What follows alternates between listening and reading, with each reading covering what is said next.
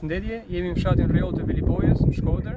Pas meje ndodhen tokat e cilat qeveria Rama me anë të pronarëve fiktiv dhe dhunës po tenton t'ia marrë me forcë banorëve të zonës për t'ia dhënë për përdorim oligarkut Bashkim Ulej për ndërtuar apartamente, vila dhe resorte turistike.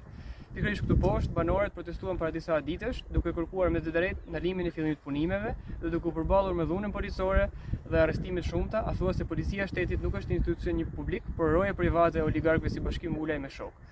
Përveç se pron private, zona është edhe zonë mbrojtur, si pjesë e peizazhit mbrojtur të lumit Buna, dhe menjëherë pas Shkodrës ndodhet edhe monumenti kulturor i Ranës së Hedhur. E gjithë zona do tentojë nga përdorimi intensiv për të mos thënë që ekosistemi i zonës do shkatërrohej krejtësisht, por qeveria Rama vjet në 2024 ndryshoi kuadrin ligjor për zonat e mbrojtura, duke bërë të mundur që me anë të një leje të thjeshtë të Këshillit Kombëtar të Territorit të ndërtohej edhe këto.